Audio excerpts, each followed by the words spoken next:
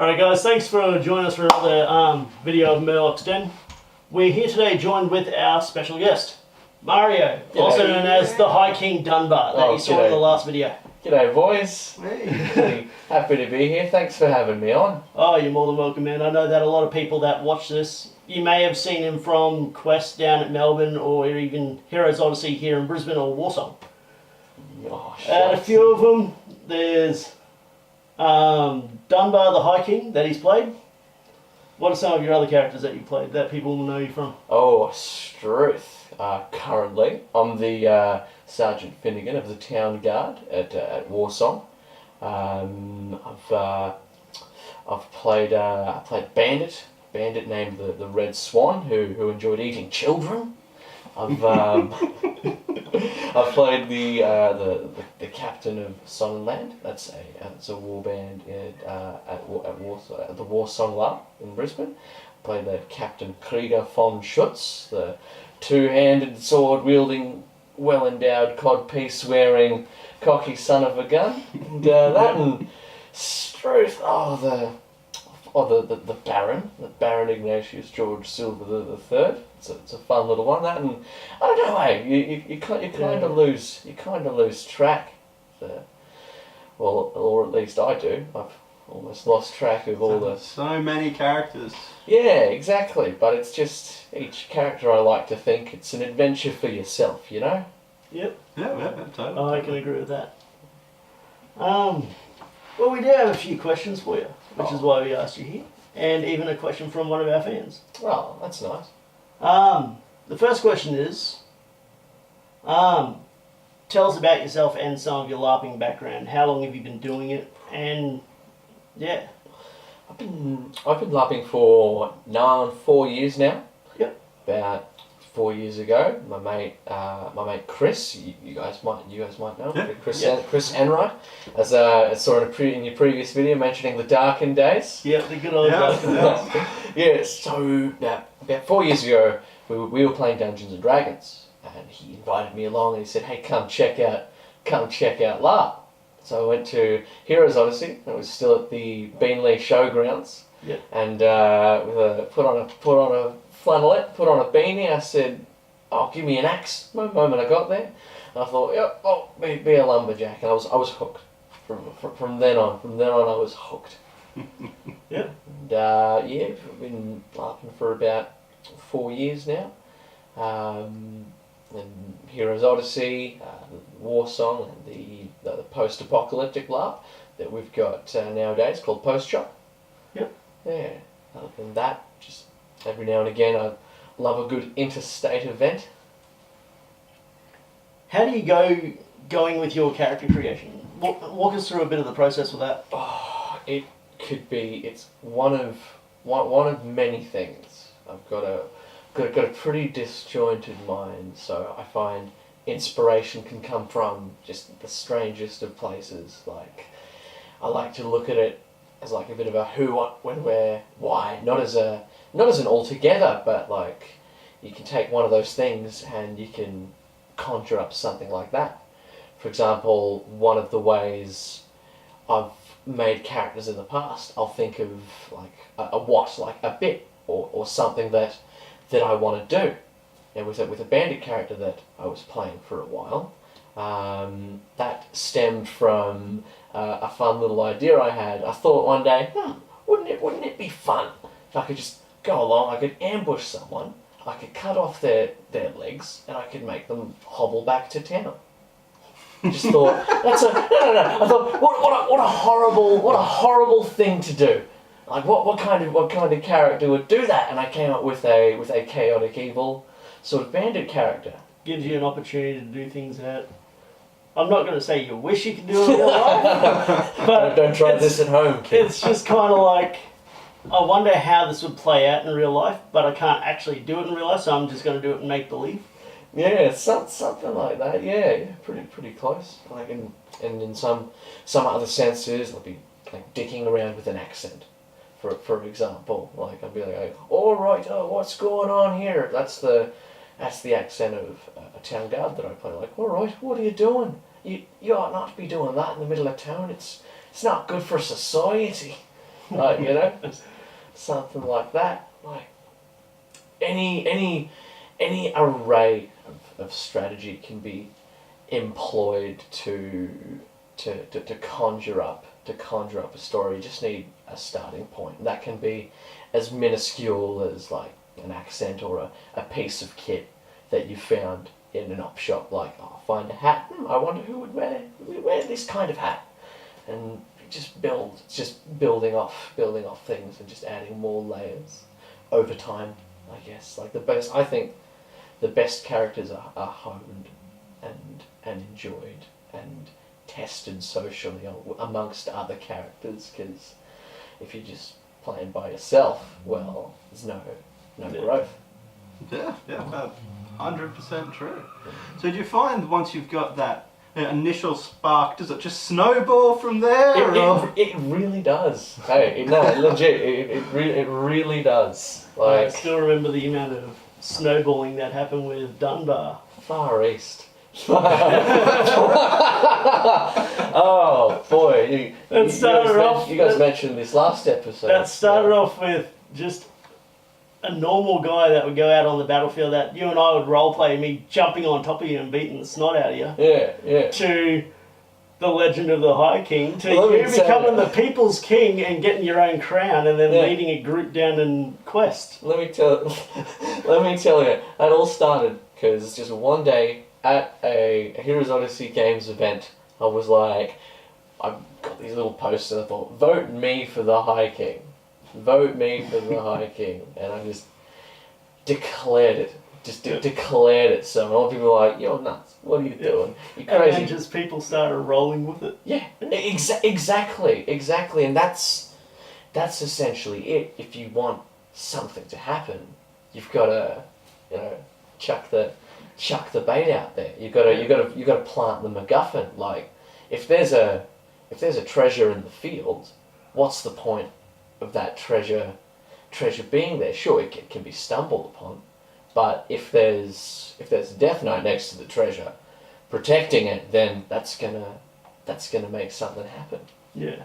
Yeah, and that's what you want. In the end, you want dynamics between each other. And that's the best kind of role players with each other. Yeah. Okay, yeah. So do you have any other tips or tricks when it comes to character creation, or? Struth, my goose. All right. Other than just find something and capture it, I guess. Be brazen. Like, if you're not doing anything, just walk up to someone. Like, even if it's just, like so many, just like little role plays that I've done on fields that haven't gone anywhere, they still add to your presence. Like, for example, you walk past someone, you say, "Oi, what are you doing?" They might engage you, or they might go, "No, well, bugger off, get out of here, you look scary." But in essence, that's added to your character, that's added to your mystique, like no, I don't want to say the word, there's no such thing as a bad interaction, because obviously there is, but like, if one mustn't be afraid to initiate an action, and I know that's difficult for some people. That's very difficult for some people to do, but in which case, I guess, just be open. Be open to stuff. Like, when you're sitting around, someone comes up like, "Oh, what are you doing?" As one topic I touched on the last video was, even people that have social anxiety, that are shy, that are all that kind of stuff, they're welcome at these events, and it's a good way for people like that to actually eventually get out of their shell. Yeah. Because even if you're too afraid to to start interaction, some people will see that you're too shy for it and come and interact with you to try and get the ball rolling. Yeah. Yeah, exactly. In some cases, most certainly. Hell, when I started, you did that with me a few times. Yeah. Yeah. That's what I do, man. I love it. I love it though. Like, and I can't stand seeing people bloody not Show up and be a bit miserable. Yeah, exactly. Exactly. Like, I mean, I'd imagine what that'd be like if you're new at a lab and like, just, like, I don't know, no one's talking to you and you're trying to make awkward eye contact with people who you barely know, until you're like, oh, I'll just come across them on the field and it's like, oh, who are you? Like, you know. But I feel, in essence, to me, it's always come down to community. Like, if there's people there, like, ready for and willing to accept and engage, then that's your surefire recipe for a good laugh. Is a open community. Yeah. So would you say that when your character creation is an ongoing thing, over time the character gets redefined and recreated, Nelly, as time goes on? It's inevitable, because as a person changes as time goes on, obviously within a character you're trying to portray someone as a person or whatever other race you might be. You're portraying and sometimes intelligent being, or a being who's capable of interaction, and with that, the development, it comes naturally. Yeah.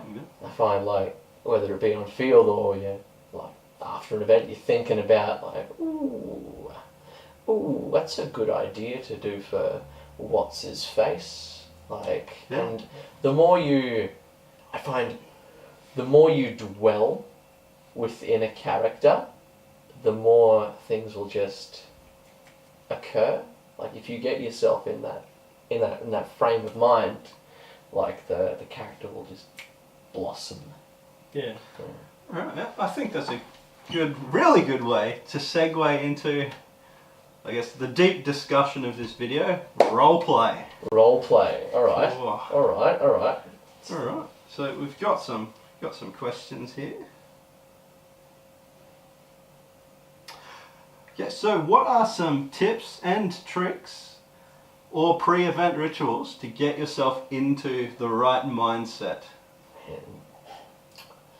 I've never really had a ritual before, but usually I find that the best way I prepare myself to go and lab is, in the days coming up, I'll be like, oh, it's coming. Like, I'll know that I get to go to a lab, and then I'll just think like, oh wow, well, I know who I'm going to play, or I don't know who I'm going to play, and I'll think to myself, oh, that's going to be fun, and then I'll just think of just all the other people I'll meet, and I'll be like, oh, there's potential for this, and there's potential for that, and there's potential for another. I like to hypothesize things that I might be doing, and just so I conjure up things for myself to look forward to. Oh Yeah.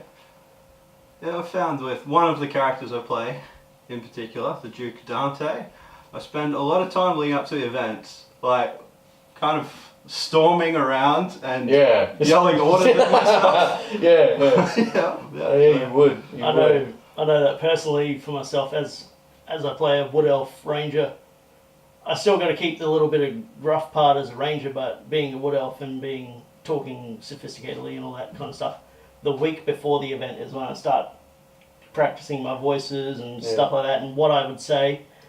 And also, one of the things I do is this.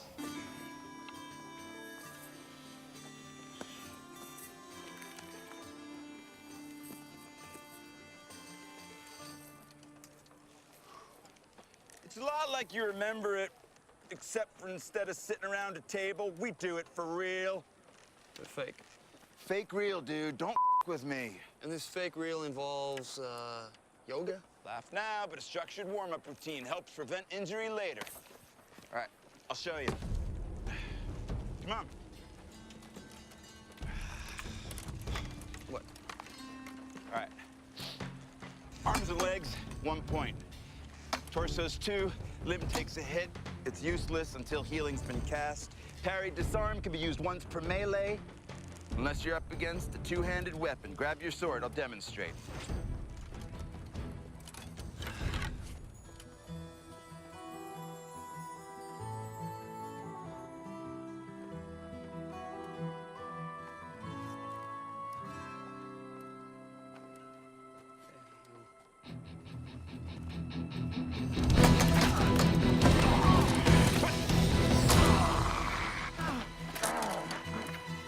Finish him!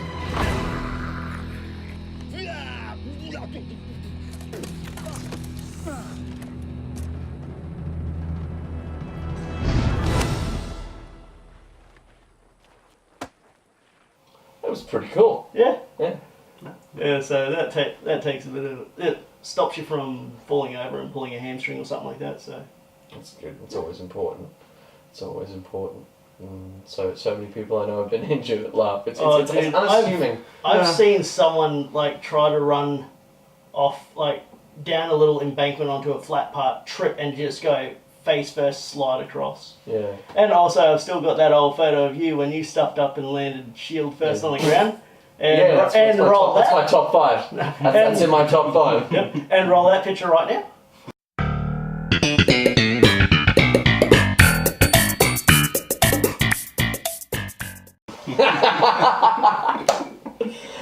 I've still got that photo. I love it. I love it. What do you reckon constitutes a good roleplay exchange between two players? Whoa, that's a big question.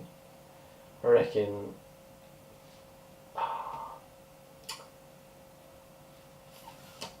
I mean, I could put it down to things like proactivity, like initiative, and like how good they're knowing their own characters. Like if you play yourself as an individual well, then you're guaranteed to play well with someone else who's also knows how to play their individual. But I think in the end, what it really comes down to is if both of those people are entertained, because in the end I've always liked to see LARP as we're just one big show and we're all just there to entertain each other, like, and if both parties are getting like amusement or some kind of like intrigue from each other, then that's what I do it for. Yeah. Like, just I'm getting something positive from them, giving something positive back to them, and at the end when game off is called, we can all go, "That was fucking sick, man! You did so good when you bloody capped me knees off." It's like, "Oh yeah, man, you did so good when you bloody strangled me, tried to gouge my eyes out, man, so good." It's like, "Yeah, man, and you fake scream so well," like, you know, you just. Yeah. Alright guys, well, pretty much this video went longer than we thought it would. So we're actually editing this at the moment and we're going to split it up into 2 parts. So this is the end of the first part. So stay tuned for the second one that'll be happening soon. Alright.